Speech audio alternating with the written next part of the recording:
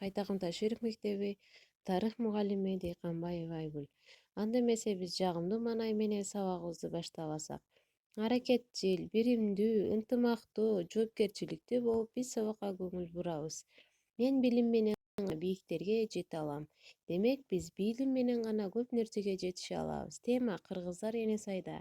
Сабактын максаты билим берүүчүлүк Эне Сай кыргыздары жөнүндө маалымат алышат.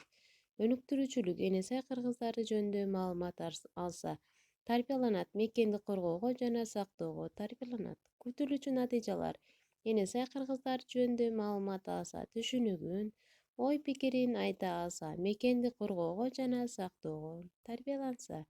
Акыл чабул, суроо жооп аркылуу бири-бири менен түшүнүгүн бөлүшө алса. Эне Сай кыргыздары биздин замандын 6-кылымынан тартып Эне Сай Саян тоосунун түндүгүндөгү ортоңку Эне Сай жерин байырлап турушкан. Муну Ак Сөөк урууларынын бири Ашина уруусунун жазма санжырасында жазылган. Анда айтылгандай, Надылуу Шаттын кыргыз Сигу ысымдуу бир тууганы Афу жана Гаян сууларынын ортосундагы Абакан менен Эне Сайдын азыркы Койбал талаасында падышачылык кылган.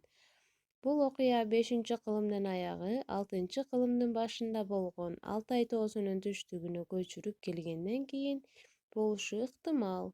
Түрктөр ал кезде жужандардын карамагында болгон. Динлиндер теле калкы болгон чабыштарга катышкан. Кийин Ала тоолуу Алтайга көчүрүлгөн. 6-кылымда Эне Сайда кыргыз кагандыгы түзүлгөн. Жужан каганы кыйраган кезде кыргыздар Борбордук Азиялык кыргыздар жангерлердин көз карандылыгынан кутулууга жетишет. Ошол себептүү 554-55 Түрк каганаты Мукан каган Саян Алтай элин багынтууга киришет.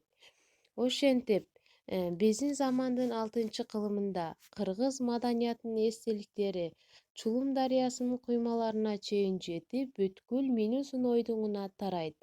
Алардын составына негизинен кыргыздарды өлүктү өрттөп койгон салтына мүнөздүү келген балбал таштар, корумдар, ошондой эле кышкы жана отурумдук отурукташкан конуштар табылган. Ошол мезгилде Түрк каганаты менен Эне Сай кыргыздарынын ортосунда катуу чабыш башталат. Ошентип 6-кылымда Эне Сайда кыргыздардын мамлекети курулат. Бирок Барсбек башында турган түрктөр менен катуу салгылашуу жүрөт. Анда эмесе ышыктоочу суроолор, үйгө тапшырма Эне Сай кыргыздары. Көңүл бурганыңыздар үчүн чоң рахмат.